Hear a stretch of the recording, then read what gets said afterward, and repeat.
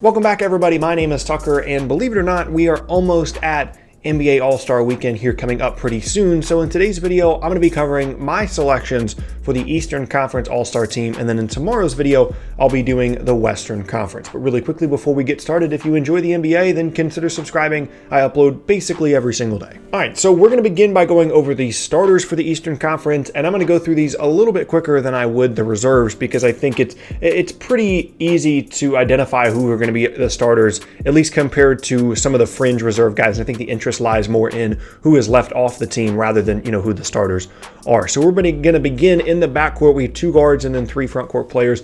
The first guard is going to be Kemba Walker. And I was a little bit surprised when I went through this.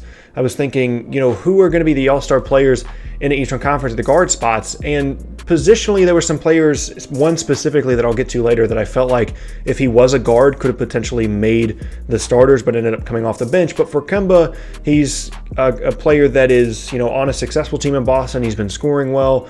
Maybe not statistically in terms of efficiency as good as maybe I'd hope that he would be on a Boston team that's obviously significantly better than any of the Hornets teams that he has played on. But regardless, he's had a really good season. And even though I think there are more talented players that could have been starters, their issues were either team success or just not having played enough games. So Kemba is going to be the first starter in the backcourt. Next up is actually going to be Ben Simmons. And I struggled putting him as the starting, 2 guard in this scenario, but one of the starting guards in the Eastern Conference, because again, I was like, there has to be other options here that make more sense, right? But him being a guard, I guess that makes sense. I would count him more as like a forward. I don't know. Positionally, he's really difficult. He is listed as a guard, and so I'm going to put him as the starting guard. As I'll get to later in the reserves, there's a player that I would have rather put here, but just the way the positions worked out, I wasn't able to. Moving on now to what's going to be the captain of the team in the front court is Giannis Antetokounmpo. There's nothing really to talk about here. The Bucks have the best record in the league.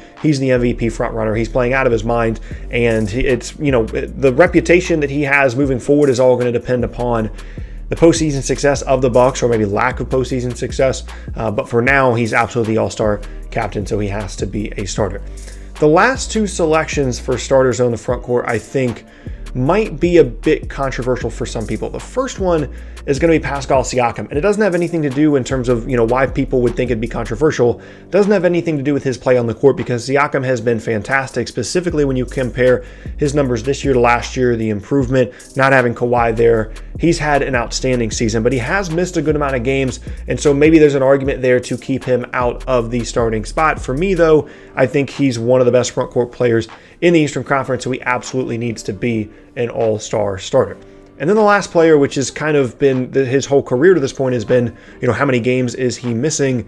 But I'm going to put Joel Embiid as an all-star starter as well. He's missed some games, but not enough for me to keep him out of the starting lineup, because I think at times when you're looking at this outside of Giannis, Embiid is the most dominant player in the Eastern Conference, and even on some nights more dominant than Giannis when he is really on his game. So I couldn't bring myself to keep him out of the all-star starters in the Eastern Conference simply because he missed some games, because this guy is really just so talented.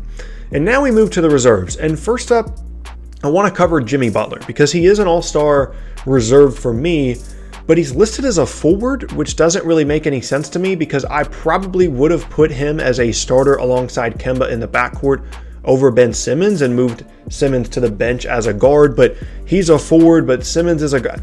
I don't know. Didn't make a ton of sense to me, but Jimmy Butler is absolutely an all-star in my opinion this year. It's not necessarily about the numbers, although he does have good ones. 3-point shooting continues to be an issue for him, but in general, statistically his numbers are fine. But the success of this Heat team, and it's not all just about him, there's a lot of other good players on this roster, including a player that we're going to discuss later on as a potential all-star in addition to Butler. But the team success of this Heat team, he has fit right in, and I absolutely think he is one of the 12 most talented players in the Eastern Conference, so he is going to be off the bench. Next is a guy that, I kind of struggle with a little bit, but not too much, and that's Jayson Tatum as a forward, as an all-star reserve. In my head, initially, I was thinking that it would be between him and Jaylen Brown in terms of who would be who would be making the all-star team between those 2 players. But I'm going to go and tell you now, I have them both. I think they've both been really good. I understand that, there's maybe a few more peaks and valleys with Tatum, and Brown is more consistent, but I think they both had all-star caliber seasons, and I have no issues putting in them two, along with Kemba, and having the Celtics having 3 All-Stars this season, I have no issue with that whatsoever from a statistical standpoint in terms of their production and just how good they've been this year. No issue with it whatsoever. So those are 3 forwards. The rules off the bench are, again, 2 guards, 3 forwards, and then 2 players of any position. Those are 3 forwards. Now let's get to some guards.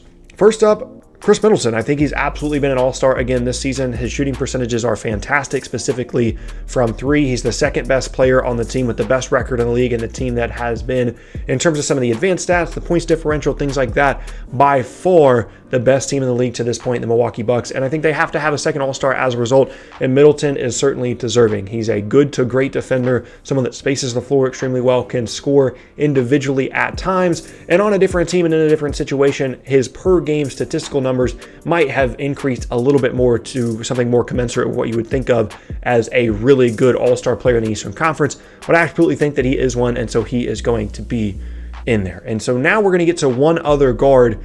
And this, to me, out of all of these players that I'm looking at on my list, is the most surprising all-star selection, not in terms of how well they're playing this year. I think he's absolutely deserving of being an all-star, but it's just not someone that I would have thought before this year would have been in contention for this.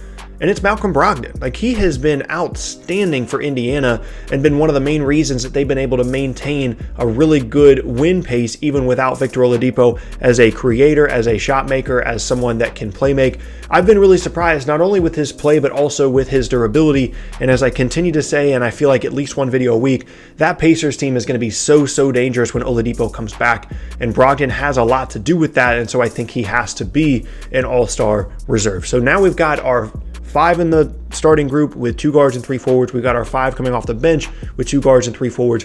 And now we've got 2 slots of players that can be any position, right?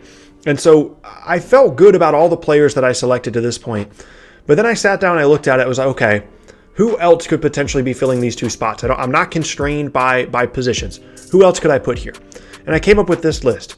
Bam Adebayo, Trae Young, Bradley Beal, Zach LaVine, and then kind of Andre Drummond, but not really. So let's just deal with those 4. Let's do Young, Beal, LaVine, Adebayo. 3 guards, 1 forward for 2 spots, regardless of position. So Beal and LaVine are 2 guards that score the ball extremely well on teams that aren't very good this year. Chicago is a little bit better than Washington, and as we'll get to later with Trae Young, both those teams are a little bit better record-wise than Atlanta. But LaVine, to me, doesn't deserve to be on this team over guys like Middleton and Brogdon, for example, just strictly based off the record. I can't put a whole bunch of losing team guys in this team. That's just my personal opinion. And then in terms of how good he is as a player and how much he impacts the team, I don't think his impact is on the same level as someone like Bradley Beal or Trae Young. So I pretty immediately crossed him out in that conversation of those 3 guards on teams that just aren't very good, which narrowed me down to just Trae Young and Bradley Beal, and then we have Bam Adebayo as well. And for me, when I was sitting there thinking about it, the Miami Heat absolutely deserve to have 2 All-Stars this year, and so I'm going to put Bam Adebayo in there along with Jimmy Butler. He has been so good as a versatile player, a two-way player, someone that can also play make off ball screens as well. He is such a critical player, and I wouldn't be surprised if I don't think he's going to make an All-NBA team, but I wouldn't be surprised if there's a conversation about Bam Adebayo potentially being a 3rd-team All-NBA caliber player by the time this season's over. I think he's been that good. Which brings us to one spot, and it's between Trae Young and Bradley Beal. And I probably struggled with this the most out of any of the selections because, there's not a ton to differentiate these players. Their production is really high on both ends, and neither of them are really great defensively, and neither of their teams are very good. So what's the differentiator? And there's a couple of things that pointed me in the direction of Trae Young, even though I think Bradley Beal's a better player, but that's not what the All-Star team is about necessarily. It's about who deserves to be on the team. And for me, Young, from a statistical standpoint, in terms of his volume of production, is a little bit higher than Beal, specifically as like a playmaker, but also his scoring. And efficiency-wise, specifically from three-point range, he's been better than Beal as well. And I think that, I guess you could make the argument that Beal's team is technically better from a record standpoint, but when you consider the fact that John Collins has missed so many games, Trae Young hasn't been dealing with his full supporting cast at this point. Obviously, John Wall's been out, so there's a similar excuse for the Wizards, but the 4 or 5 game difference in their record to this point as of the recording of this video, in my opinion, wasn't enough to put Beal over the top of Young in the All-Star reserves in the Eastern Conference. So to summarize for me, my All-Stars in the Eastern Conference are as follows. The starters are Kemba Walker, Ben Simmons, Giannis, Pascal Siakam, and Joel Embiid. And then off the bench, I have Butler, Tatum, Brown, and Bam Adebayo, Middleton, Brogdon, and Young. And I will say that this was more difficult for sure on the Eastern Conference side than it was on the Western Conference side, because they're, at least in the West, even if your team is bad, unless it's the Warriors, you know, all of the, how do I want to phrase this? In the Eastern Conference, there are teams that are truly, truly bad record-wise. In the West, there's like 6 teams that are competing for the 8th spot, and then all the way at the bottom is the Warriors. So it was really tough to kind of pick between the bad team guys in the East, being Beal, Levine, and Young, than it was on the Western Conference side, because the record really didn't come into play as much as it did here in the Eastern Conference. But this is a really good team, and there's a lot of players that I think deserve to be on this team that I'm really happy happened to make it. One more guy, actually, that I didn't mention as an others potentially is Domantas Sabonis. Definitely could have made a case to make this list. I probably would have considered him more than I would have Drummond. I just thought of him in terms of why didn't I put him on the others list. Sabonis has had an awesome season as well. But at the end of the day, these are my All-Star starters in the Eastern Conference, and I'm curious to see what you guys have to say down in the comment section below. But that is going to be the end of today's video, and I thank you all very much for watching. Once again, my name is Tucker. If you missed any of my previous videos, then be sure to check out the boxes on screen. Thanks again, and I'll see you all next time.